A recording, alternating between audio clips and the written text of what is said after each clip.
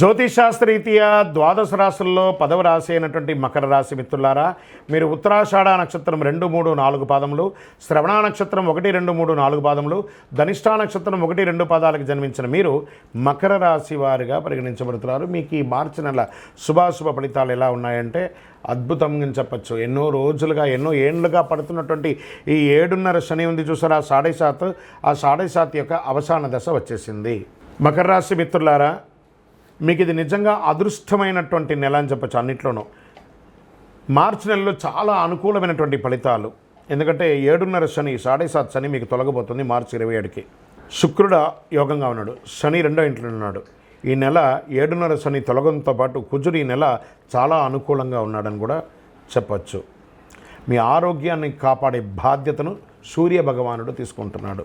1-2 శుభవార్తలు వినే అవకాశాలు అద్భుతంగా ఉన్నాయి. ఆదాయ పరిస్థితి చాలా అనుకూలంగా ఉంటుంది.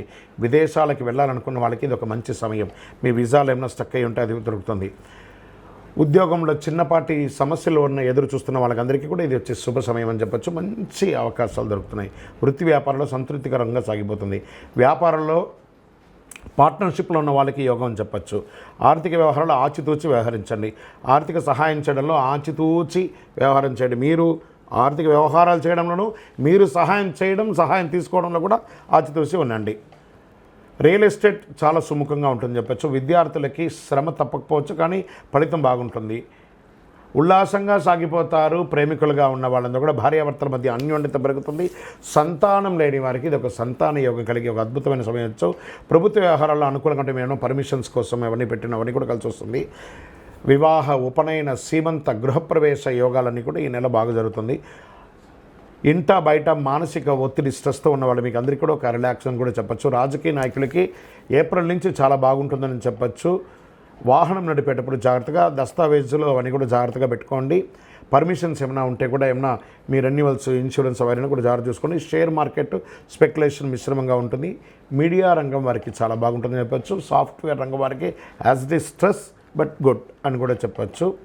విదేశాల్లో చదవడానికి వెళ్ళాలనుకున్న వాళ్ళకి ఇది ఒక మంచి సమయం అని కూడా చెప్పచ్చు. ఈ నెల పాజిటివ్ డేస్ అని చెప్తే మార్చి 1, 3, 6, 9, 15 అని కూడా చెప్పచ్చు. చంద్రాష్టమం 12/3/2025 2:15 ఉదయం నుండి 14/3/2025 12:56 మధ్యాహ్నం వరకు మీకు చంద్రాష్టం ఉంటుంది. ఈ సమయంలో కాస్త జాగ్రత్తగా ఉండండి. అదృష్ట సంఖ్య 6, 7 అని చెప్పచ్చు.